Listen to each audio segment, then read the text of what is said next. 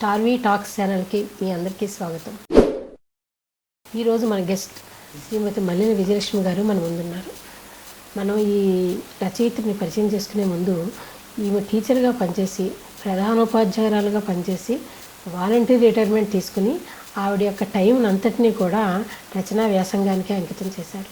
ఇవి రాసిన పుస్తకాల గురించి ఒక్కొక్కటిగా మనం మాట్లాడుకుంటూ ఆవిడనే అడిగి వివరాలన్నీ మనం తెలుసుకుందాం. అయితే వీరు రాసిన పుస్తకాల్లో మొదటగా మీకు నేను చూపిస్తున్నాను బాలల బొమ్మల సంపూర్ణ రామాయణం అనే బుక్ని ఆవిడ పిల్లల కోసం పెద్దల కోసం నిత్య పారాయణ గ్రంథంగా కూడా ఈవిడ రాయటం జరిగింది. అట్లాగే ఇంకా ఈవిడ రాసిన పుస్తకాల్లో భక్తికి సంబంధించిన వాటిగా మనం ఇంకోటి చెప్పుకోవాలంటే శ్రీదేవి నివాసం మణిద్వీపం, ఇది చాలా చక్కటి పుస్తకం. ఈ పుస్తకం గురించి వివరాలన్నీ ఆమెనే అడిగి తెలుసుకుందాము. ఇంకా రక్ష నీవే ముక్తీశ్వర, ముత్యాల అనే ఊరు గురించి అక్కడున్న ముక్తీశ్వరుడు గురించి ఆవిడ పుస్తకం సంకలనం చేసి రాయటం జరిగింది. ఈ పుస్తకానికి సంకలనకర్తగా శ్రీమతి విజయలక్ష్మి గారు ఉన్నారు. అలాగే కరుణించి కాపాడు భద్రకాళి, వరంగల్ భద్రకాళి అని మనకు బాగా తెలుసు. అయితే ఆ భద్రకాళి గురించి పద్యగేయ రచన కవితా సంకలనం రాశారు. చాలామంది కవులను కూడా వాళ్ళ చేత కూడా రాయించి ఇది సంకలనం చేసి ఒక పుస్తకంగా తీసుకొచ్చి మన ముందుకు అందించడం జరిగింది. అలాగే ఇంకా మనం చెప్పుకోవాలి ఉత్తరాల ఊసులు కవితల కబుర్లు, అన్నీ దేవుడివేనా ఇంకేమీ లేవా అనుకుంటే చాలా ఉన్నాయి. వీటి గురించి మనం చాలా మాట్లాడుకోవాలి, ఆవిడ్ని అడిగి తెలుసుకుందాం. అలాగే మమతల బంధాలు జ్ఞాపకాల సుగంధాలు, నిజంగా శ్రీమతి మల్లెల విజయలక్ష్మి గారు పేరులో ఉన్నట్టుగానే ఆవిడ మనసు ఆవిడ రచనలు అన్నీ కూడా చాలా పరిమళిస్తున్నాయి. ఈ గుబాళింపు అంతా రావడానికి ఏమిటో కారణం ఆవిడనే అడిగి తెలుసుకుందాం. నమస్తే అండి. నమస్కారం జానకి గారు, మా ఛానల్కి స్వాగతం. మీకు చాలా ధన్యవాదాలండి. అయితే మీరు చాలా పుస్తకాలు రాశారు. ఇందులో మొదటగా మనం ఉత్తరాల ఊసుల గురించి ఫస్ట్ మాట్లాడుకుందాం. తప్పకుండా. ఈ పుస్తకం మీరు ఎప్పుడు రాశారండి? ఇది 2025లో మనం పబ్లిష్ చేసామండి. రాయటం ఎప్పుడోనే రాశారా? రాయడం అంటే ప్రతి పుస్తకానికి నాకు ఒక సంవత్సరం పడుతోంది జానకి గారు. అంటే రాయడం మనం 3-4 నెలల్లో రాసేయచ్చు, ఎందుకంటే సాంకేతిక పరిజ్ఞానం పెరిగిపోయింది ఈ రోజు. గతంలో లాగా మనం పేపర్ మీద పెన్ను పెట్టి రాయాల్సిన అవసరం లేదు. సెల్ ఫోన్లు చరవాణి వచ్చింది కాబట్టి అందులోనే మనం మాట్లాడుతుంటే కూడా వాయిస్ రికార్డింగ్ ద్వారా మనం టైప్ చేయవచ్చు. సో దాంతో రాయడం సులభమే, కానీ రాసిన దాన్ని ఎడిటింగ్ చేసుకోవడం, సవరణలు చేసుకోవడం, చూసుకోవడం ఇదంతా పూర్తయి ఒక పుస్తకం అచ్చు అయ్యి రావడానికి మనకి సంవత్సరం పడుతుంది. అయితే ఈ ఉత్తరాల బూసులు కవితల కబుర్లు అనే ఈ పుస్తకం చూసినప్పుడు ఉత్తరాలు అనే మాట చాలా పాత మాట. అంటే ఒక 40 years దాకా మనం వెనక్కి వెళ్ళొచ్చు, 50 years ముందు కూడా. అయితే అప్పుడు ఉత్తరం అంటే చాలా ఎదురుచూపు ఉండేది. ఆ పోస్ట్ మ్యాన్ ఎప్పుడు వస్తాడా, ఉత్తరం ఎప్పుడు తెస్తాడా, చదువుదాము అని చెప్పేసి ఈ ఉత్తరాలు ఫ్రెండ్స్ రాసుకోవటాలు, చుట్టాలు రాసుకోవటాలు, కొత్తగా పెళ్ళైన భార్యాభర్తలు రాసుకోవటాలు, ఆ ఉత్తరం అనే దాంట్లో ఒక తీపి గుర్తు ఉండేది ఉత్తరం అంటే. మీరు ఇవన్నీ కూడా ఇందులో రాసినవన్నీ కూడా మీరు చేసిన ప్రయాణాలు, తర్వాత ఎక్కడెక్కడికి వెళ్ళింది, ఫ్రెండ్స్కి రాసిన ఉత్తరాలన్నింటి కూడా ఇందులో రాశారు. అసలు దీని ఉద్దేశం ఏ ఉద్దేశంతో ఇది రాశారు మీరు? ఆ ఉద్దేశం ఏదో మీరే అనేసారు. ఎందుకంటే ఈ రోజుల్లో ఉత్తరాలు మనకి ఎక్కడా కనిపించవు. ఏంటంటే ఫోన్లు వచ్చినాయి, ఎప్పుడైతే చరవాణిలు వచ్చినాయో ఇందులోనే మనం డైరెక్ట్ గా మనిషి చూసుకుంటున్నాడు, మాట్లాడుతున్నాడు. అంటే ముఖాన్ని చూస్తున్నాం, మొత్తం మాట్లాడుకుంటున్నాం. ఇంకా ఉత్తరం అవసరం ఏముంది? ఈ రోజుల్లో పోస్ట్ మ్యాన్ అవసరం తగ్గిపోయింది. అవసరమే ఎప్పటికైనా, కానీ తగ్గించింది కూడా మనమే అనుకుంటున్నాను నేను. పోస్టల్ డిపార్ట్మెంట్ వాళ్ళకి పని తగ్గింది అంటే మనం ఉత్తరాలు రాయకపోవడమే కదా. సో అంటే ఆ రోజులు రాసుకున్న ఉత్తరాల్లో అనుభూతి ఉండేది, ఆప్యాయతలు ఉండేవి. అంటే ఇక్కడ విషయాలన్నీ అక్కడికి, అక్కడ విషయాలన్నీ ఇక్కడికి తెలిసేలాగా ఉత్తరాలు బాగా ఉపయోగించాయి, చాలా ఉపకరించాయి. కానీ ఈ రోజుల్లో మనకి సులభంగా మాట్లాడుకునే సాంకేతిక పరిజ్ఞానం ఉంది కాబట్టి దాని అవసరం లేకుండా పోయింది. అయితే నేను ఇక్కడ ఒక మాట అంటాను, ఉత్తరానికి ఇప్పుడు మీరు అన్నట్టు మన ఫోన్లో మాట్లాడుకోవడానికి చాలా తేడా ఉంది. ఉత్తరంలో ఉన్నప్పుడు ఎక్కడో వ్యక్తి మనకి రాసినప్పుడు ఆ వ్యక్తిని మనం ఊహించుకోవడము, కాస్త మైండ్తో ఆలోచించడము, ఎలా ఉంటుంది అని ఇవన్నీ థింకింగ్ ఎక్కువ ఉండేది. ఇప్పుడు డైరెక్ట్ అయిపోయేసరికి ఆ ఛాన్స్ లేదు, ఇక్కడ అనుభూతికి ఆస్కారం లేదు అని నేను అనుకుంటున్నాను. మీరు చెప్పింది వాస్తవమే. ఎందుకంటే ఇదివరకంటే మనం ముఖాముఖి చూసుకోలేకపోయాం కాబట్టి ఉత్తరాల ద్వారా వాళ్ళ భావాలన్నీ తెలుసుకున్నాం, అనుభూతి చెందాం. ఇప్పుడు డైరెక్ట్ గా మాట్లాడుకుంటున్నాం మొహాన్ని చూసి, ఇక అనుభూతి చెందాల్సిన అవసరం అనేది వాళ్ళకి ఇప్పుడు లేకపోవడంతో చాలా కోల్పోయినట్టే లెక్క. ఆ స్వీట్నెస్ అనేది కనిపించట్లేదు ఇప్పుడు. అది ఏ రకంగా చూసినా ఒక ఫ్రెండ్ కి ఒక ఉత్తరం రాస్తే ఎన్నో ఊసులు రాసుకునే వాళ్ళం, ఇప్పుడు చెప్పుకున్నా కూడా ఆ ఇది అయితే ఇంకొక విషయం కూడా ఉంది జానకి గారు, అప్పుడు అన్ని ఉత్తరంలో రాసేవాళ్ళం, ఇప్పుడు ముఖాముఖి అన్ని విషయాలు మాట్లాడుకోవట్లేదు వాళ్ళు, అప్పటిలాగా మాట్లాడుకోవట్లేదు. ఎందుకు వచ్చిన గొడవరా బాబు అని కొన్ని విషయాలు ఎక్కడి వరకు మాట్లాడాలో అక్కడి వరకే మాట్లాడటం, మనసులో భావాలు పూర్తిగా చెప్పలేకపోవడం జరుగుతుంది. అయితే ఇవన్నీ మీరు ఊర్లు ప్రయాణాలు చేసినప్పుడు ఎక్కడెక్కడికి వెళ్ళినప్పుడు ఇంచుమించుగా హన్మకొండ, వరంగల్ ఈ ఏరియాలో లెక్కలే మీరు రాశారు. ఆ చుట్టుపక్కల వెళ్ళినవన్నీ కూడా ఈ మీ ఫ్రెండ్స్ దగ్గరికి వెళ్ళినప్పుడు వాళ్ళు కలిసినవి కూడా, వీటి గురించి ఒకటి రెండు విషయాలు చెప్పండి మీరు అనుకునేవి. తప్పకుండాను. యాక్చువల్గా నేను తీర్థయాత్రలు కానీ క్షేత్ర దర్శనాలు కానీ చాలా చేశాను, కానీ నేను కేవలం లేటెస్ట్వే ఇందులో పొందుపరిచాను. ఉదాహరణకి 2022లో మొట్టమొదటిసారిగా అమెరికా ప్రయాణం చేశాను. తర్వాత 2024లోనూ అమెరికా పరిసర ప్రాంతాలన్నీ దాదాపు కొన్ని స్టేట్స్ చూశాను అమెరికాలోవి. సో అందుకని నేనేమనుకున్నాను, నేను చూసినవి నా వరకే పరిమితం కాకూడదు. సో నేను చూసిన ప్రదేశాలు అందరికీ చెప్తే ఒక ప్రయాణం చేసేటప్పుడు వాళ్ళకి ఇది ఒక పుస్తకం చేతిలో ఉన్నట్టు ఉంటుంది కదా. అంటే ఒక ప్రదేశాన్ని నేను చెప్పడంతో వెళ్ళగానే వాళ్ళకి ఇటు ఏ రూట్ వెళ్ళాలి, ఎటు వెళ్ళాలి, ఎక్కడ బస చేయాలి, సో ఇంకెవరిని సంప్రదించాలి, అక్కడ పూజ చేయాలంటే అనే విషయాలు వాళ్ళకి తెలుస్తాయి. అలాగే అమెరికా వెళ్ళారు, ఏ ఏ ప్రదేశాలు చూస్తే అక్కడ విశిష్టతలు అర్థమవుతాయి. కాబట్టి కొంచెం ముందు అవగాహన ఉంటుంది. అంటే ఒక క్షేత్రానికి కానీ, ఒక తీర్థానికి కానీ, ఒక కొత్త ప్రదేశానికి కానీ మనం చూడాలంటే కొంత దాని గురించి అవగాహన చేసుకొని, అంటే ఈ రోజుల్లో పిల్లలు గూగుల్లో చూస్తున్నారు కదా కదా ఏదైనా వెళుతున్నావు అంటే గూగుల్లో ఏంటి చెప్తుందా అని చూసుకొని వెళుతున్నారు. ఒక కూర చేయాలంటే గూగుల్లో చూస్తున్నారు.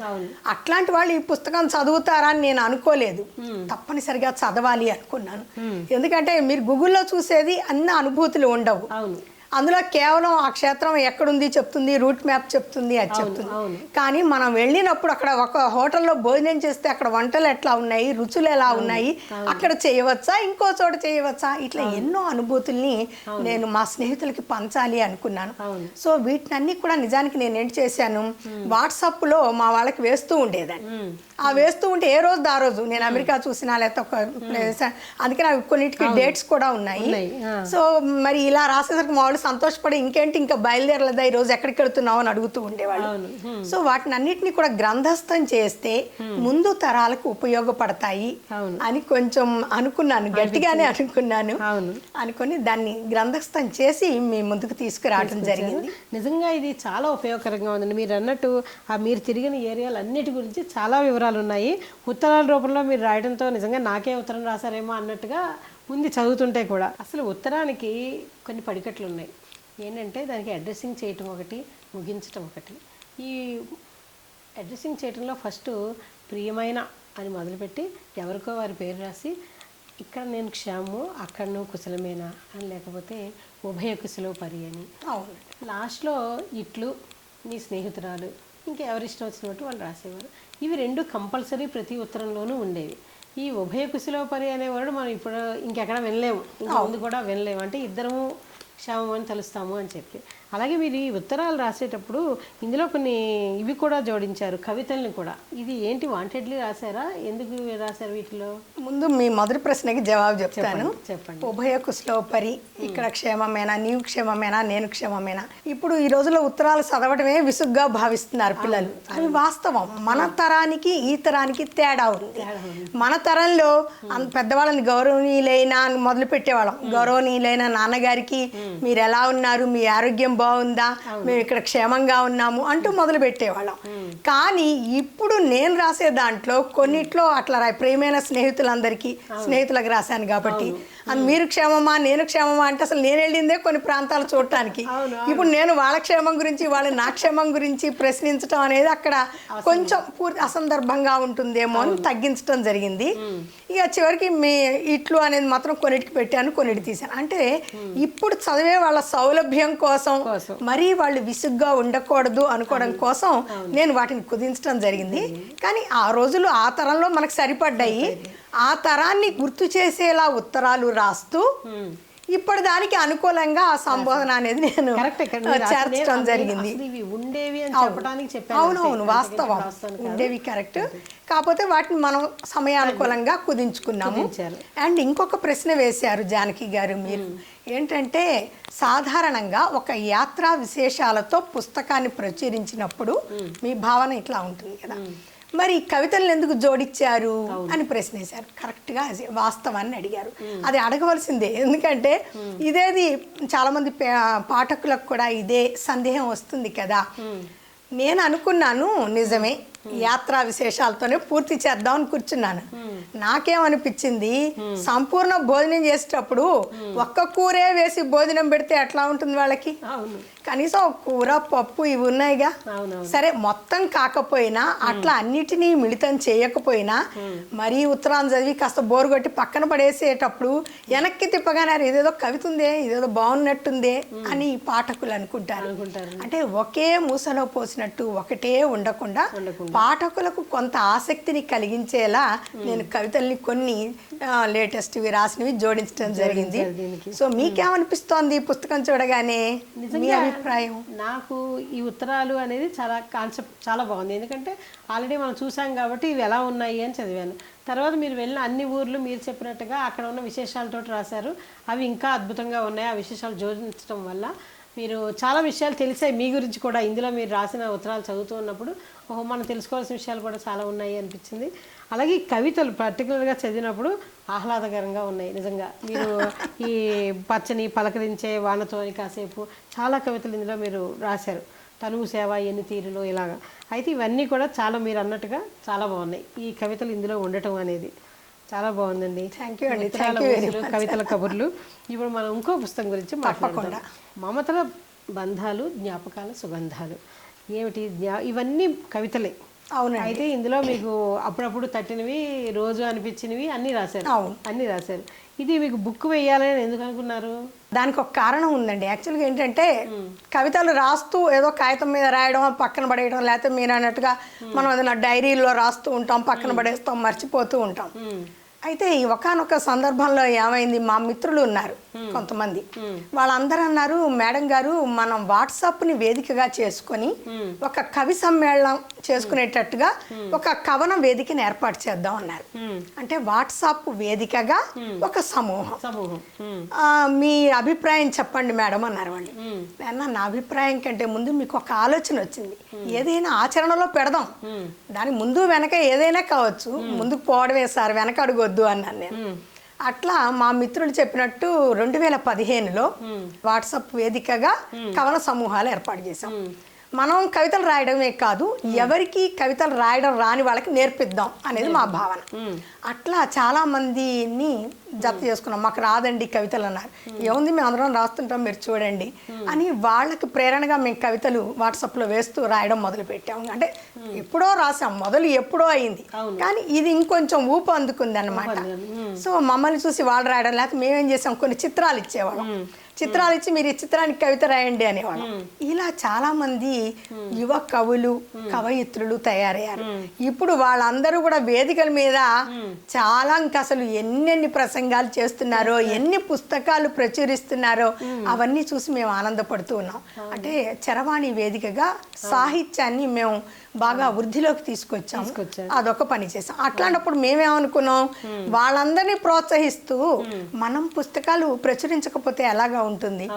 సో ఆ ఉద్దేశంతో నా కవితలన్నీ మళ్ళీ ఒకసారి చెక్ చేసుకొని ఈ మమతల బంధాలు, జ్ఞాపకాల సుగంధాలు అనే పుస్తకాన్ని 2020లో నేను ప్రచురించడం జరిగింది. జానకి గారు, అందులో ఈ స్నేహమే గాని ఒకటి ఉంది. ఇది ఒకటి కొంచెం చదవండి, మీకు చాలా బాగుంటుంది అనిపిస్తుంది. అంటే ఇవన్నీ కూడా ప్రకృతితో నాకు అనుబంధాన్ని గుర్తు చేస్తూ ఉంటాయి. చెలిమి చిరునామా దొరకనే లేదు, వెతుకులాట ఇంకా నేను మాననే లేదు, కలువలా విచ్చుకున్న కళ్ళతో చెలిమి వెన్నెల గ్రోల చకోరమై వేచి చూస్తూనే ఉన్నా. అంటే మనకు నిజమైన స్నేహితులు ఎక్కడున్నారు ఈ రోజుల్లో? మన బాల్య స్నేహితులే నిజమైన స్నేహితులు అనే విషయాన్ని కొంచెం ఇట్లా చెప్పడం. ఆశల పల్లకిలో ఊరేగేవారు, ధనదాహంతో ప్రాణహాని తలపెట్టేవారు, కీర్తి కిరీటాలకై పరుగులెత్తేవారు స్నేహితులను సోపానాలుగా చేసి తన్నిన వారేగా మనల్ని సోపానాలుగా చేసుకొని తన్ని వెళ్ళిపోతున్నారు. నడక తెలిసిన వాడే ఎన్నో పాదాలను నడిపిస్తాడు. విలువలు తెలిసిన వాడే విలువలకై ఆరాట పడతాడు. ఓటమి నెరిగిన వాడే గెలుపు శిఖరం అధిరోహిస్తాడు. మరి హితులకే కదా స్నేహమస్తం అందించగలిగేది అంటూ నేను చెప్పాను. బాగుంది. అంటే ఎవరు హితులో మనం తెలుసుకోవాలి. లేకపోతే అందరినీ మనం నమ్మేస్తే అది మన జీవితానికే పెద్ద దెబ్బ తగులుతుందేమో కదా అనే సందేశం ఇవ్వడం కోసం ఇంకా మీరు ఇందులో చైతన్య దీప్తి అని, జాతిరత్నం అని, మహాత్మా గాంధీ గురించి మీకు అనిపించినవన్నీ రాశారు. ఓ సూత్రధారి అని చెప్పి కూడా రాశారు. ఈ కృష్ణుడి గురించి రాసినట్టున్నారు. పాల సముద్రంలోన ఆదిశేషుడికి. అలాగే చిట్టి పిచ్చుక గురించి, కాదేది కవితకు అనర్హం అన్నట్టుగా మీరు ప్రతి దాని గురించి కూడా ఇక్కడ రాయటం జరిగింది. స్నేహామృతం, నాతో నీతో అని చెప్పి. అలాగే చాలామంది ప్రముఖులైనటువంటి కవులు, రచయితలు కూడా వీటికి ముందు మాటలు రాయటం జరిగింది. చాలా అద్భుతంగా ఉంది. ఈ ముందు మాటలు కూడా చాలా గొప్ప గొప్ప వాళ్ళందరూ రాశారు. తనికెళ్ళ భరణి గారు కూడా రాశారు. అవునండి, అది రక్షణివే ముక్తీశ్వరాకి ఆయన రాశారు. ఆయన శివభక్తులు ఎంతో మంది మీకు ఇలాగ రాసివ్వటం. అయితే వాళ్ళందరినీ చాలా ఆశ్చర్యపడుతుంటానండి జానకి గారు. ఆ ముందు మాట రాసిన వాళ్ళు కూడా అసలు సమయం పాపం వాళ్ళకి రాయడం ఉంటుందా లేదా అని నేను అనుకుని ఏదో మొహమాటంగా అడిగితే, లేదు విజయలక్ష్మి గారు మీకు రాసేస్తాం, ఎందుకంటే మీరు సహజసిద్ధంగా మీవన్నీ చాలా చూడగానే మాకు అసలు ఏంటో సహజంగా మాట్లాడుతున్నట్టుగా అనిపించేస్తాయి. సరళమైన భాష, తర్వాత ఏమో భావం కూడా అనుభూతి కలిగేలాగా ఉంటుందని పాపం వెంటనే స్పందించి నా ప్రతి రచనకి ముందు మాటలు కానీ లేకపోతే వాళ్ళ సందేశాన్ని ఇచ్చిన వాళ్ళందరూ కూడా ఎంతో నా అనుభూతిని ఆస్వాదించి వాళ్ళు స్పందించి రాశారు. నిజంగా వారికి నేను ఎప్పుడు కూడా అసలు కృతజ్ఞతలు మర్చిపోలేను అన్నమాట. ఎప్పుడు వాళ్ళ సేవని నేను గుర్తుంచుకుంటూనే ఉంటాను. అయితే మీరు పదవి విరమణ చేసి ఈ వ్యాసంగాలు స్టార్ట్ చేశాను అన్నారు. ఎందుకని మీరు ముందే దాన్ని స్వచ్ఛంద విరమణ చేయడం జరిగింది? అంటే 2021 సెప్టెంబర్లో పదవి యాక్చువల్గా 2025 తీసుకున్నాను. దానికి కారణం ఏం లేదండి, కరోనా వచ్చిన దగ్గర నుంచి కూడా నేను ప్రాథమిక పాఠశాల ప్రధానోపాధ్యాయులుగా పనిచేశాను హెచ్ఎంగా. ఈ కరోనా సమయం నుంచి కూడా ఎప్పుడైనా ప్రధానోపాధ్యాయులకి ఎక్కువ సమావేశాలకు వెళ్ళవలసి ఉంటుంది. పేరెంట్స్తో అనుబంధం ఉంటుంది, పిల్లలతో సరే తల్లిదండ్రులు వస్తూ ఉంటారు, మాట్లాడుతూ ఉంటారు. చాలా ఇబ్బంది పడ్డాను నేను. ఎందుకంటే ఎంతసేపు మనం మూతి గుడ్డ కట్టుకుంటాం, ప్రతి ఒక్కళ్ళు వస్తూ ఉంటారు, పోతుంటారు, సమావేశాలకు వస్తుంటారు. ఈ కరోనా పీరియడ్ అంతా నేను అనుభవించాను, పర్వాలేదు. ఇక తర్వాత ఏమనిపించింది నాకు, 2021లో మన ప్రభుత్వం వాళ్ళు కూడా 61 సంవత్సరాలు చేశారు పదవీ విరమణ వయసు. అంటే 58 అయితే సరిపోతుందని నేను అనుకున్నాను. కానీ అది మన అభిప్రాయం కాదు కదా, జనాభిప్రాయం 61 ఇచ్చినా చేయగలరు వాళ్ళు కదా. కానీ నాకు అనుకున్న 58 సరిపోతుంది. ఇంకా నేను ఇదే సర్వీస్లో ఉండి చేస్తే దైవ సేవకి కొంచెం సమయం తగ్గినట్టు అనిపించింది నాకు. కాబట్టి ఇంకా నాకు సరిపోతుంది ఈ పీరియడ్. బాబు ఒక్కడే, వాడు సెటిల్ అయిపోయాడు. కాబట్టి ఇప్పుడు నేను దైవ సేవకి సంబంధించిన పనులు చేసుకుంటూ కొంత నా ఇష్టమైనవి ఏంటో నాలోని కళలు వాటిని మరింత వన్నెదిద్దాలి అనుకున్నాను. అందులో భాగంగా ఈ పుస్తకాలు ప్రచురించడం కోసం నేను రాసిన రచనలు మరి అంటే నెక్స్ట్ మరో తరానికి అందించాలన్న ఆరాటం కూడా ఉంది. సో దానికోసం ఈ సమయాన్ని వినియోగించుకోవాలి అనుకున్నాను, సద్వినియోగం చేసుకోవాలి. అంతేనండి. అలాగే మీరు రక్షణీవే ముక్తీశ్వర ఈ బుక్ ఎందుకు రాశారు మీరు అసలు? ఇందులో దీని వెనకాల కథ ఏమిటి? రక్షణీవే ముక్తీశ్వర అంటే జానకి గారు, దానికి కొన్ని అనుభూతులు ఉన్నాయి, పూర్వపు అనుభూతులు. మా తల్లిగారి ఊరు ముక్త్యాల, జగ్గయ్యపేట దగ్గర, అంటే కృష్ణా జిల్లాలోని జగ్గయ్యపేట మండలంలో ముక్త్యాల గ్రామం ఉంది. ఆ ముక్త్యాల గ్రామంలో కొలువై ఉన్న దేవుడే ముక్తీశ్వర స్వామి. అంటే ముక్తినిచ్చేవాడుగా ముక్తీశ్వరుని చెప్తారు అక్కడ.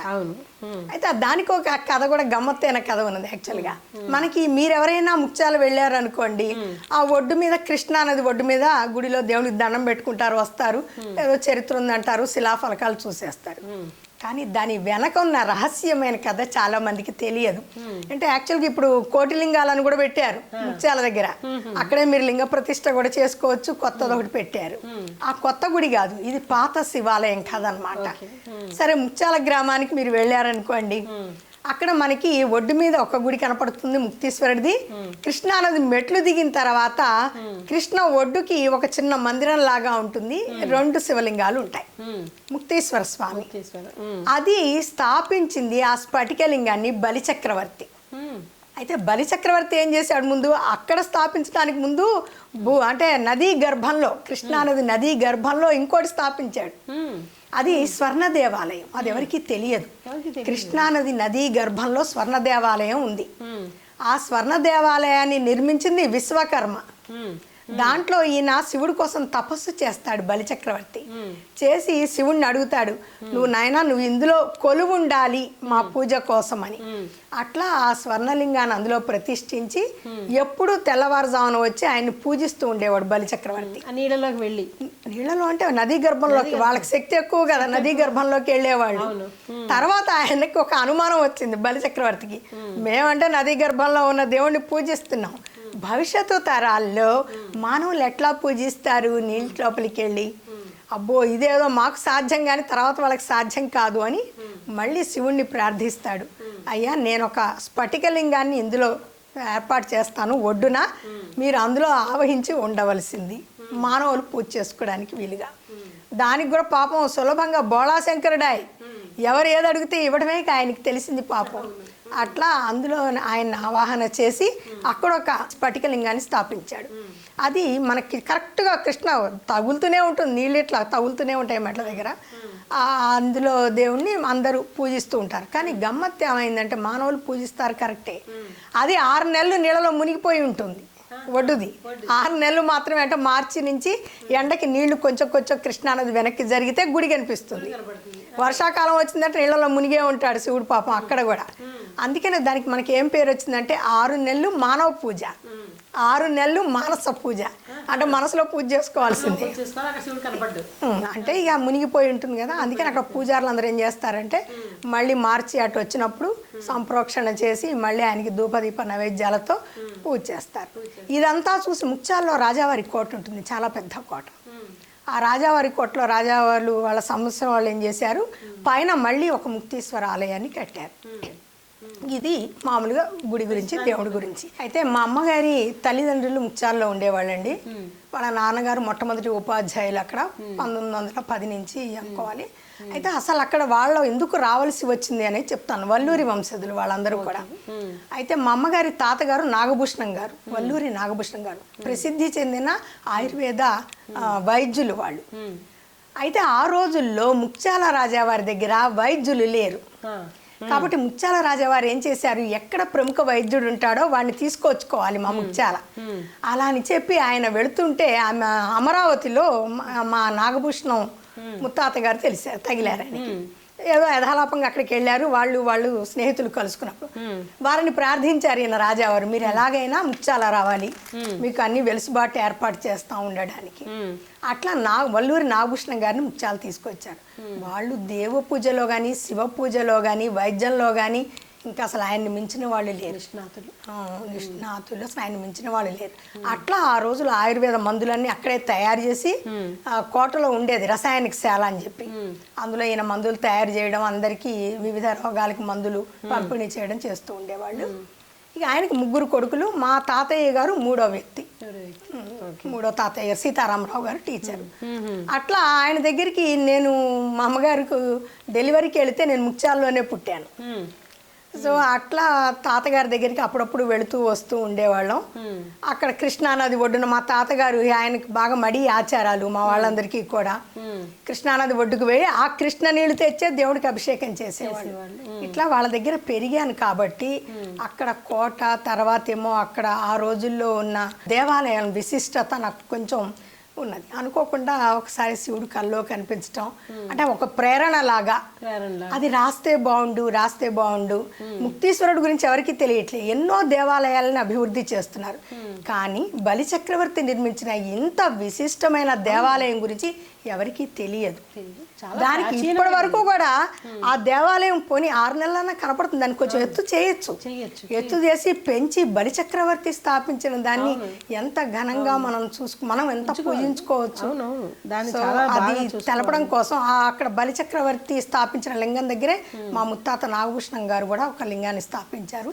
అది కూడా పక్కన ఉంటుంది. కాబట్టి ఆ వల్లూరి వంశజులు చేసిన సేవ, రాజావారి ప్రతిభా పాటవాలు, వారి సేవ, ఇవన్నీ చూపించడం కోసం నా ముందు తరం అంటే నా వెనకటి తరం వాళ్ళని అడిగి నేను అక్కడికి వెళ్ళి చూసి వాటిని అన్ని తెలుసుకొని ఈ పుస్తకంలో గ్రంథంలో నిక్షిప్తం చేయడం జరిగింది విశేషాలతో. అలాగే మీరు ఇందులో ఆయన మీద కూడా కొన్ని పద్యాలు రాశారు ముక్తేశ్వర. అవునండి, అవును. ఇవి కొన్ని చెప్పండి.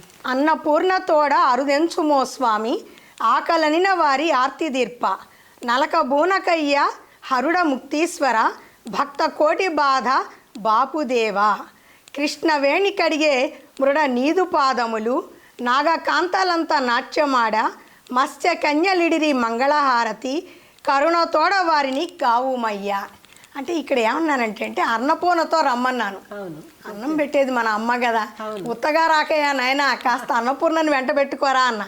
అలక చూపించకయ్యా అన్న. అలక బూనకయ్యా హరుడ ముక్తీశ్వర, హరుడ ముక్తీశ్వర అంటున్నాను. భక్త కోటి బాధ బాపుదేవ, భక్త కోటి కాస్త బాధలు ఏమైనా ఉంటే పట్టించుకోవయ్యా బాపోయా. కృష్ణవేణి కడిగే మృడ నీదు పాదములు, కృష్ణవేణి కడిగిందయ్యా నీ పాదాలు, కృష్ణాదేవి, కృష్ణానది. నాగకాంతలంతా నాట్యమాడ, నాగకాంతల నుంచి ఇంకా ఆయనకి హారాలేనాయి నాగులన్నీ కూడా. మత్స్య కన్యలిడిరి మంగళహారతి, బాగా తిరుగుతూ ఉంటాయి కదా చేప పిల్లలు, అవి మంగళహారతి ఇస్తున్నాయి అయ్యా బాబు. కరుణతోడ మమ్ము గావుమయ్యా అనేది ఇందులో నేను రాసిన. చాలా బాగుందండి, చాలా అర్థవంతంగా చాలా బాగా రాశారు. ముక్తేశ్వర రక్ష నీవే ముక్తీశ్వర, సంకలనకర్తగా ఉండి చాలా మంది రచయితలను కూడా ఇందులో మీరు పరిచయం చేశాము. ప్రముఖులు కూడా రాశారు. ప్రముఖులు కూడా ఇందులోనే కదా, తనికెళ్ళ భరణి గారు కూడా ఇచ్చారు. చాలా బాగుందండి ఈ పుస్తకం. కరుణించి కాపాడు భద్రకాళి అనే పుస్తకాన్ని పద్య గేయ వచన కవితా సంకలనం అని చెప్పి రాశారు. చాలా మంది రచయితలను కూడా మీరు రచయితలను ఇందులో తీసుకుని వారి వీళ్ళు కూడా శతాధిక కవులు ఉన్నారు. అసలు భద్రకాళి అమ్మవారి గురించి రాయాలి అని మీకు ఎందుకు అనుకున్నారు? ఓరుగల్లుని పరిపాలించే దేవి భద్రకాళి. ఓరుగల్లు మాత అంటేనే భద్రకాళి మాత. సో ఆమె బాగా శక్తివంతమైనదిగా చెప్తారు. అసలు అమ్మ అంటేనే శక్తి. ఆమె ప్రకాశిస్తూ ఆ ప్రకాశం అందరినీ వెలుగులోకి అందరినీ ప్రసరింపజేస్తుంది, అందరినీ వెలుగులో ఉండేలా చూస్తుంది ఆమె తల్లి. ఎందుకంటే అమ్మ అని అడిగితేనే పెట్టడం కాదు కదా తల్లి, అడగకపోతే పెట్టేదే అమ్మ అంటారు కదా.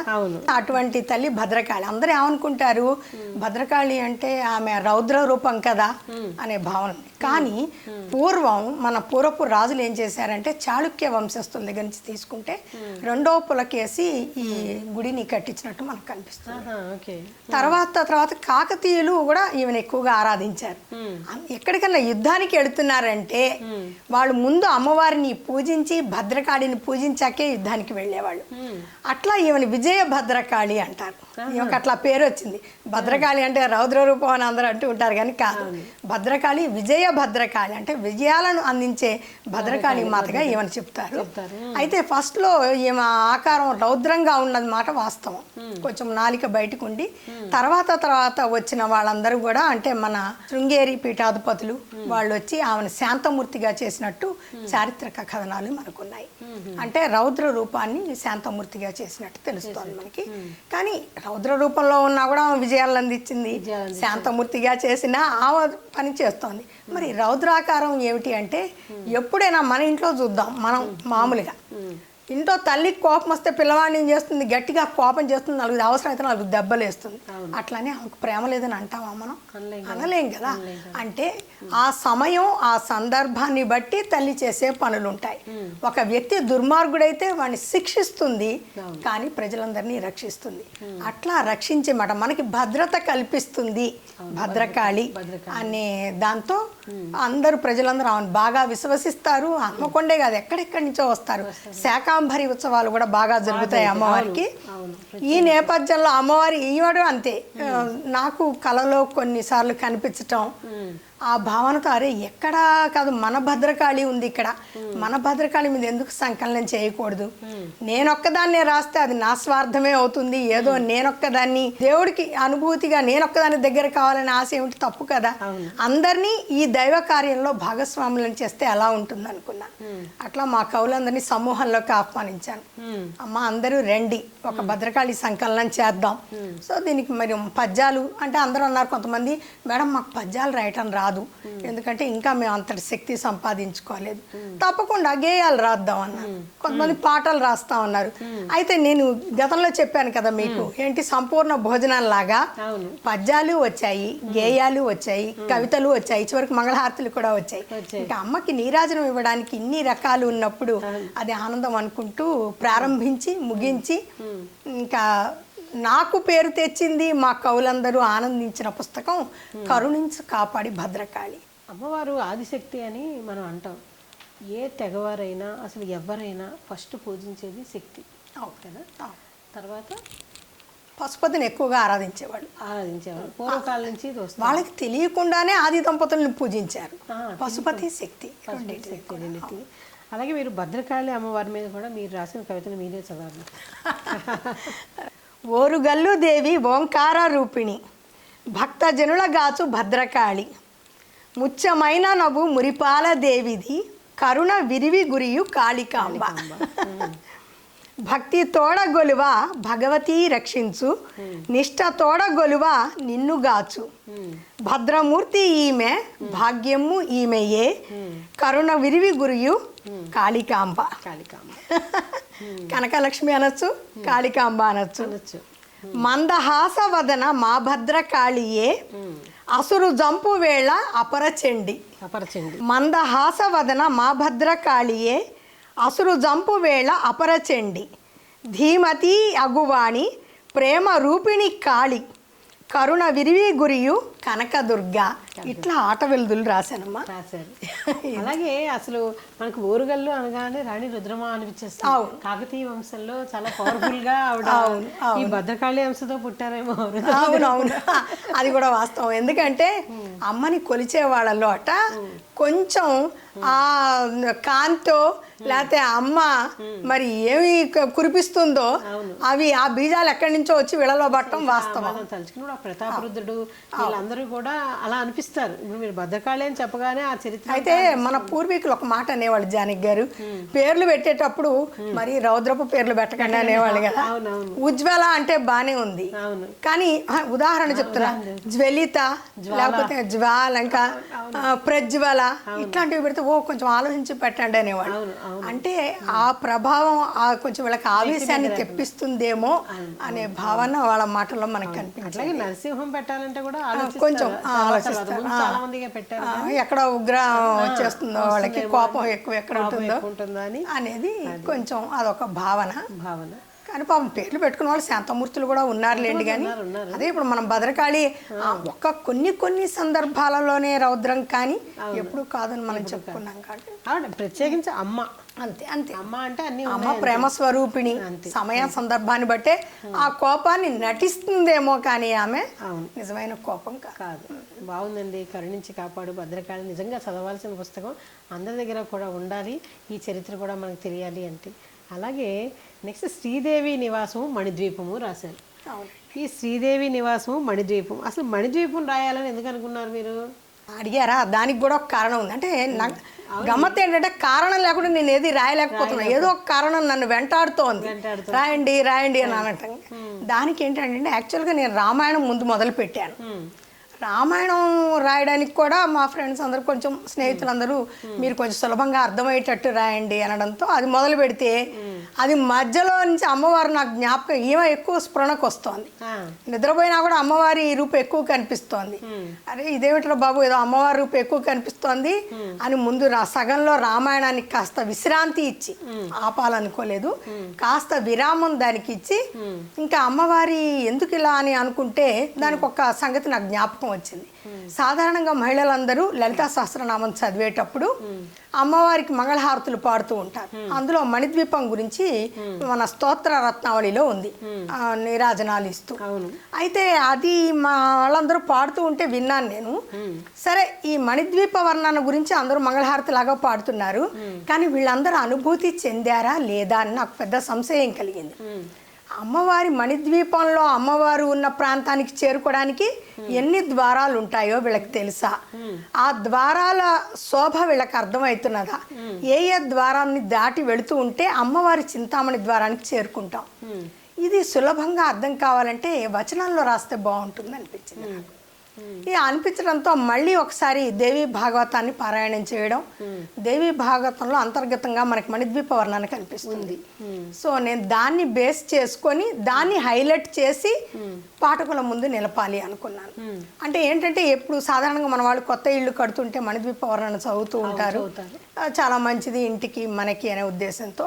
కాబట్టి అట్లాగే మణిద్వీప వర్ణన చదువుకుంటూ అమ్మవారిని పూజ చేసే వారికి ఒక పుస్తకం ఉండాలి, సపరేట్గా ఉండాలి.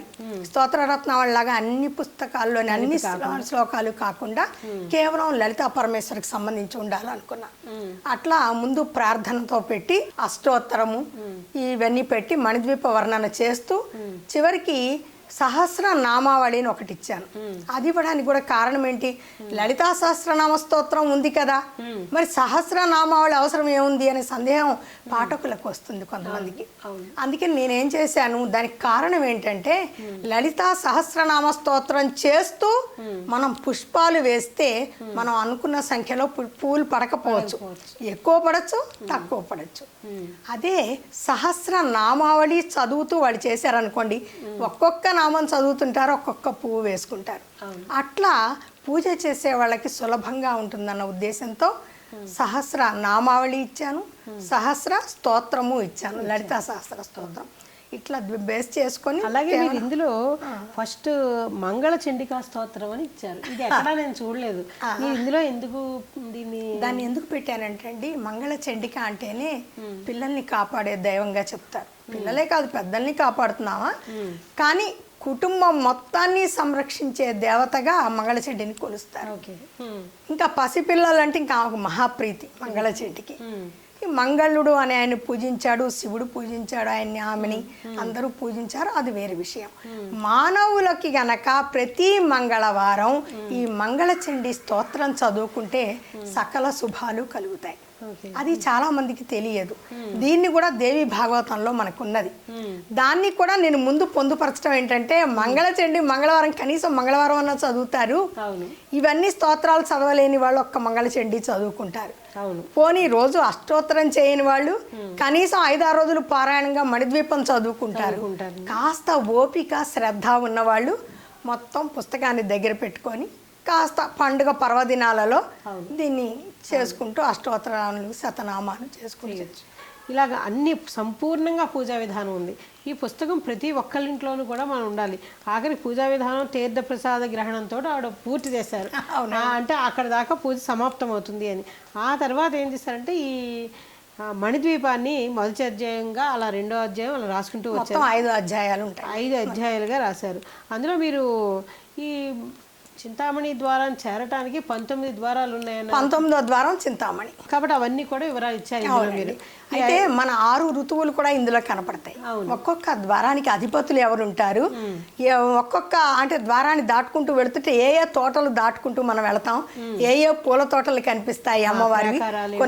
కొన్ని ప్రాకారాల్లో మందార వనాలు ఉంటాయి, ఇంకో దాంట్లోనేమో ఇంకా అన్ని సుగంధాల పూలు చాలా బాగుంటాయి అవన్నీ కూడా. అవును, ఇంకా వాటన్నిటిని వర్ణిస్తూ దాన్ని అందరు అనుభూతి చెందేలా రాశారు. అసలు ఈ బుక్ ప్రతి వాళ్ళ ఇంట్లో కూడా ఉండాల్సిన బుక్. నాకు అనిపించింది ఒకటి ఉంటే చాలు, ఇంకేం అక్కడ ఇందులో పూజ వచ్చేస్తుంది, అన్నీ ఉన్నాయి. అలాగే మళ్ళీ మాకు పాటలు పాడుకోవడం రావండి, పాటలు లేవు అనుకునే వాళ్ళ కోసం ఆవిడ 3 మంగళహారతులు కూడా పాత సినీ రచయితలు రాసినవి, వేరే రచయితలు రాసినవి సినిమా పాటలే ఇందులో పెట్టారు. ఈ పాటలు కూడా అందరూ నేర్చుకుని చక్కగా హారతి ఇవ్వచ్చు అమ్మవారికి. అలా మణిద్వీప నివాసము అనేటువంటి ఈ పుస్తకాన్ని రాయటం జరిగింది. చాలా చాలా బాగుంది. సేకరణ అంతా మీరే చేసి మీరే పొందుపరిచారు. పబ్లిషింగ్ కూడా నేనే. పబ్లిషింగ్ కూడా మీరే చేశారు.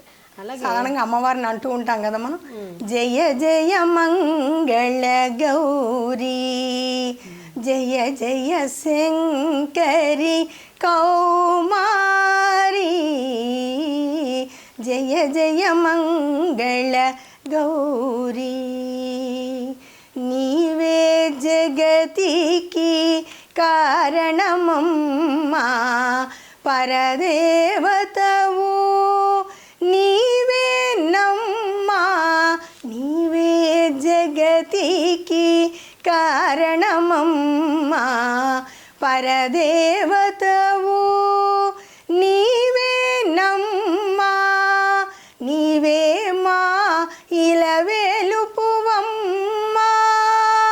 దయగొనుమమ్మా అమ్మమ్మా, జయ జయ మంగళ గౌరీ, జయ జయ శంకరి కౌమారి, జయ జయ మంగళ గౌరీ, చల్లని నీ కను సన్నలలోన కొనసాగును మా కోరికలన్నీ, చల్లని నీ కను సన్నలలోన కొనసాగును మా కోరికలన్నీ, నిలబడవే నిలబడవే మా వెన్నుకాపుగా, జయమును సంగవే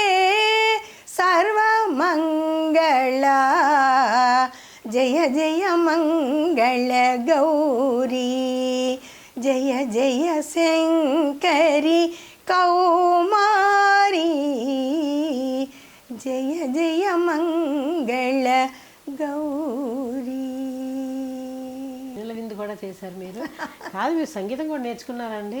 అన్నీ ఏదో కొంచెం ప్రారంభం, కాస్త అంటే ప్రవేశం ఉంది, ప్రావీణ్యత నాకంటే ఎంతో మందికి ఉంది, ప్రావీణ్యత లేదు. కానీ కాదు, ప్రవేశానికే మీరు ఇంత బాగా పాడుతున్నారంటే చాలా బాగుందండి. ఇప్పుడు మనం ఇంకొక పుస్తకాన్ని పరిచయం చేసుకుందామండి. బాలల బొమ్మల సంపూర్ణ రామాయణం అని రాశారు ఇందులో. బాలల బొమ్మల సంపూర్ణ రామాయణం, ఇది బాలలకే కాదు అందరికీ కూడా పనికొస్తుంది. నిత్యపారాయణ గ్రంథంగా కూడా పెట్టుకోవచ్చు దీన్ని.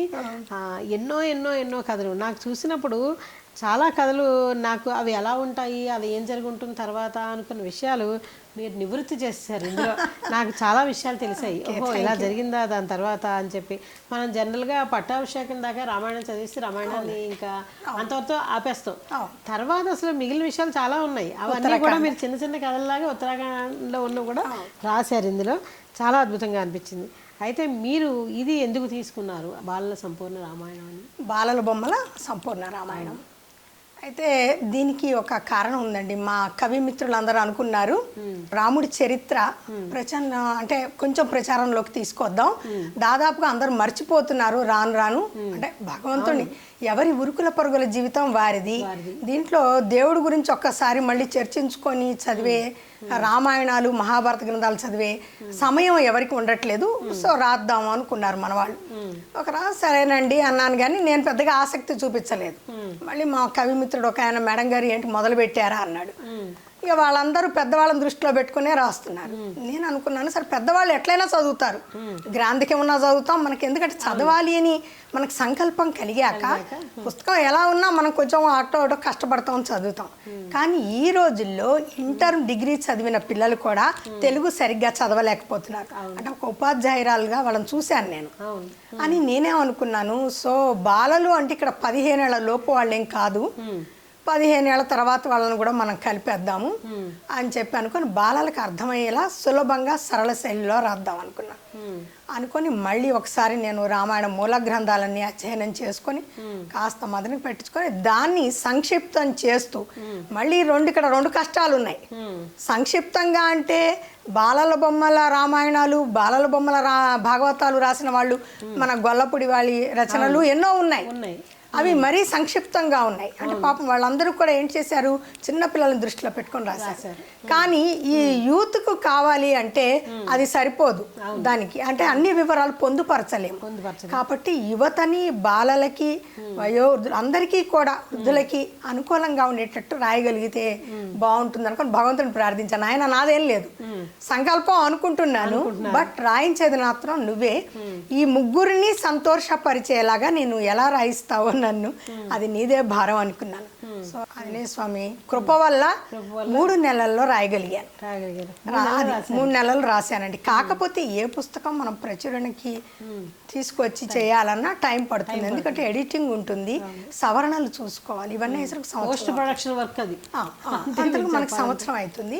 ఇక దాన్ని దృష్టిలో పెట్టుకొని నేను ఏం చేశానంటే అన్ని కాండాలని బాగా ఆకలింపు చేసుకొని సులభంగా అర్థమయ్యేటట్టు రాస్తూ, ఇందులో సుందరకాండం ముందు హనుమాన్ చాలీసా పెట్టా, తులసీదాస్ గారి. ఎందుకంటే మన పెద్దవాళ్ళు పారాయణం చేసేటప్పుడు ఏంటో హనుమాన్ చాలీసా చదువుకుంటే అది అనుభూతి మనకి సంతోషంగా ఉంటుంది. సో అదొకటి పెట్టాను. చాలా మంది పూర్తయిన తర్వాత రామరక్షా స్తోత్రం చదివి రామ పూజ చేస్తూ ఉంటారు, శ్రీరాముడి పూజ చేసుకుంటూ ఉంటారు, రామకథ చదువుకుంటూ ఉంటారు. వాళ్ళ కోసం చివరిలో శ్రీరామ రక్షా స్తోత్రం పెట్టి మళ్ళీ మన రామదాస్ గారి మంగళహారతి ఒకటి పెట్టాను, చూడండి ఉంటుంది, రామచంద్ర అదొకటి పెట్టాను. అట్లా నేను అనుకుంటున్నాను, మరి పాఠకులకి అనుకూలంగానే ఉంటుంది. ఇది పారాయణం చేసుకోవడానికి, పిల్లలకి చెప్పడానికి అనుకున్నాను. ఇది మన కెనడా, అమెరికాలో కూడా చాలా ప్రదేశాలలో, నేను దేన్ని డబ్బు కోసం చేయలేదు. జానకి గారు ఒకటి చెప్పాలండి, మీరు నిజంగా పుస్తకాలన్నీ మీరు రాయటమే కాకుండా టైం పెట్టి వాటి అందరికీ ఉచితంగా అందిస్తున్నారు. దీని వెనకాల చాలా పెద్ద ఔచిత్యమే ఉంది నాకు తెలిసి. అయితే అసలు ఇది ఎలా సాధ్యపడుతుంది మీకు అని అనిపించింది? మేము పెద్ద ఆస్తి పొరలం ఏం కాదు జానకి గారు. ఆయన బ్యాంక్, మా వారు సంపత్రావు గారు బ్యాంక్ ఎంప్లాయీ, రిటైర్డ్, అండ్ నేను గవర్నమెంట్ ప్రభుత్వ పాఠశాలలో ఉపాధ్యాయునిగా పనిచేసి వాలంటీర్ తీసుకున్నాను. మా జీతంలో కొంత డబ్బు పక్కన పెడతామండి ఇద్దరిది. సో ఇప్పుడు కూడా అట్లాగే చేస్తూ ఉంటాం. కొంత సమయం, అంటే కొంత సమయం పుస్తకాలు రాయడానికి కేటాయించుకుంటాం, కొంత డబ్బు కూడా దైవ కార్యాలకని పక్కన పెట్టుకుంటాం. పెట్టుకొని వాటితోనే ఎవరి నుంచి డబ్బు ఆశించకుండా అందరినీ అడగడం అది వేరు విషయం. అట్లా కూడా వాళ్ళ శక్తి సామర్థ్యాలను బట్టి అది కూడా మంచిదే, కాదని అనడానికి వీల్లేదు. కానీ మేమేమనుకున్నాం, ప్రస్తుతం మాకు చేతనేంత వరకు మాకు తోచినంత దైవ కార్యానికి వినియోగించాలి అని పక్కన పెట్టుకున్నాం. సో ఆ డబ్బుతోనే సంవత్సరానికి ఒక పుస్తకం, లేదంటే 2 సంవత్సరాలకు ఒక పుస్తకం, మన శక్తిని బట్టి అనుకున్నాం. అట్లా దాన్ని ప్రచురించి మేమిద్దరం దాన్ని అందరికి ఉచితంగా పంపిణీ చేస్తున్నాం. అయితే డబ్బుకు మేమేం ఆశించట్లేదు.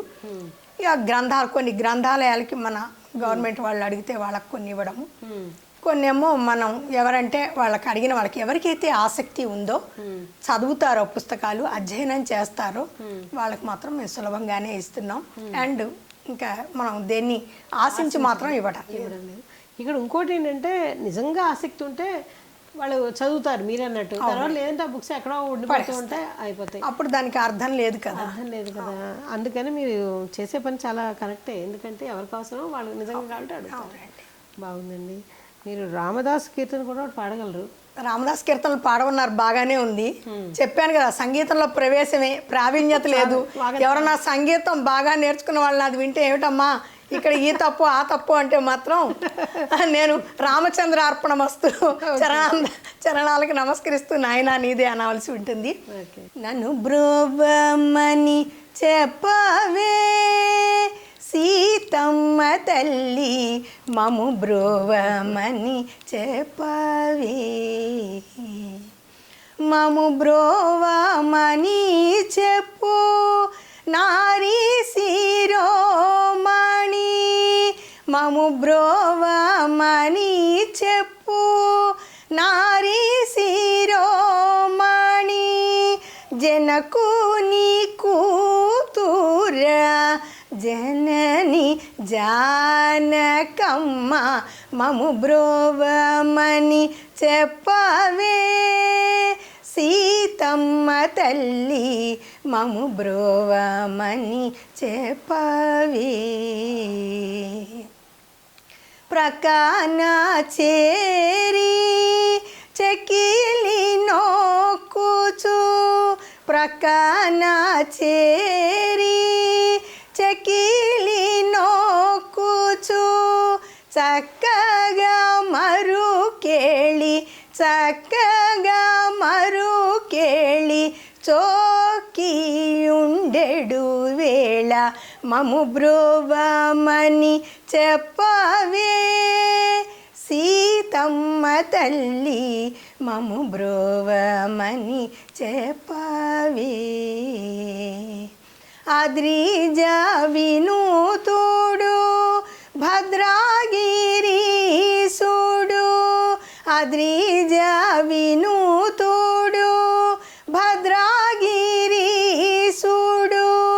నిద్ర మేల్కొను వేళ నిద్ర మేల్కొను వేళ నెలతరో బోధించి మము బ్రోవమని చెప్పవే సీతమ్మ తల్లి మము బ్రోవమని చెప్పవే మము బ్రోవమని చెప్పవే మమ్మల్ని మళ్ళీ నానే స్వార్థం ఎందుకు అందరూ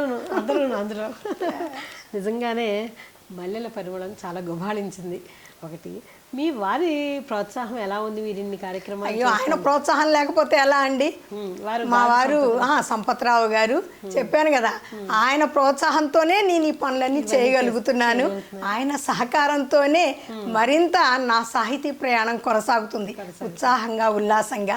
సో జీవిత భాగస్వామి అంటే అదే కదండి, ఆయనలో నేను సగం నాలో ఆయన సగం. కాబట్టి ఇది ఆయన భాగస్వామ్యంతోనే నేను ఈ కార్యక్రమాలన్నీ చేయగలుగుతున్నాను. నా రచనా వ్యాసంగం హాయిగా ప్రశాంతంగా సాగిపోతుంది. ఈరోజు మీరు మా స్టార్వీ టాక్స్కి వచ్చి మాతో ముచ్చటించినందుకు చాలా చాలా సంతోషిస్తున్నాం విజయలక్ష్మి గారు. మీ యొక్క ఇంటర్వ్యూలు నాకు మళ్ళీ మళ్ళీ తీసుకోవాలండి. ఇంకా ఎన్నో మనం ముచ్చటించిన విషయాలు ఉన్నాయి, మీరు ఇంకా రాసినవి చాలా ఉన్నాయి. ఇప్పుడు మీరు ప్రజెంట్ ఇంకా ఏవో చేస్తున్నారు కొత్త ప్రాజెక్ట్, అది కూడా కొంచెం చెప్పండి ఒక నిమిషం. ప్రస్తుతం బాలల బొమ్మల భాగవతం రాస్తున్నాను జానకి గారు. ఇంకా బాలల కథలు కూడా కొన్ని ఉన్నాయి, ఇంకా ప్రచురించలే ఆ బుక్. ఇంకోటి అమ్మవారి దేవీ సంబంధమైనది శక్తిపీఠాల గురించి ఒకటి ఉంది, అది కూడా ఇంకా ప్రచురణకి నేను ఇవ్వలేదు. ఈ ముందు ఈ భాగవతం పూర్తి చేయాలని సంకల్పంలో ఉన్నాను. బహుశా దీనికి కూడా నాకు ఇంకా 8-8 నెలలు పడుతుందేమో. ఇక అదొకటి పూర్తి చేసితే కానీ ముందు మనశ్శాంతి ఉండేటట్లేదు. ఎందుకంటే రామయ్యను అందరికీ చూపించాను, కాస్త కృష్ణయ్యను కూడా గల్లు గల్లు మిరా గంతులిడా నందకుమారా జగదేక మోహనాకార గోపకిషోర, కాస్త ఆ గోపకిషోర్ని కూడా అందరికి పరిచయం అట్లా పరిచయం చేయాలన్న ఆశతో మొదలు పెట్టానండి భాగవతం. సో అది చాలా బాగుందండి. మీ సంకల్పాలన్నీ తప్పకుండా నెరవేరుతాయని తర్వాత మళ్ళీ మిమ్మల్ని కలిసి మళ్ళీ దాని మీద మాట్లాడుకోవాలని ఆకాంక్షిస్తూ సెలవు తీసుకుంటున్నాను. చాలా చాలా ధన్యవాదాలు జానకి గారు. మీ స్టార్వి ఛానల్ నుంచి టాక్స్ నుంచి మీరు మమ్మల్ని పిలవడం, మాతో అన్ని అనుభూతులు మళ్ళీ జ్ఞాపకం చేశారు. అన్ని అనుభూతుల్ని మేము ముందు నేను వ్యక్తపరచడానికి నాకు ఒక అవకాశాన్ని సమయాన్ని కల్పించారు. చాలా చాలా ధన్యవాదాలు. పాఠకులందరికీ నమస్కారం. మీకు నాదొక విన్నపంగా ఒక విషయం చెప్పదలుచుకున్నాను. స్టార్వి టాక్స్ ఛానల్ని మనమంతా కూడా సబ్స్క్రైబ్ చేసుకోవాల్సిన అవసరం ఎంతైనా ఉంది. ఎందుకంటే వీళ్ళు ఎందరినో పరిచయం చేస్తున్నారు, కవులు కళాకారులు మనకు పరిచయం చేస్తున్నారు. అవన్నీ మనం తెలుసుకోవడానికి ఎంతో ఉపయుక్తంగా ఉంటుంది. కాబట్టి మనమంతా తప్పనిసరిగా స్టార్వి టాక్సీ ఛానల్ని సబ్స్క్రైబ్ చేసుకుందాం.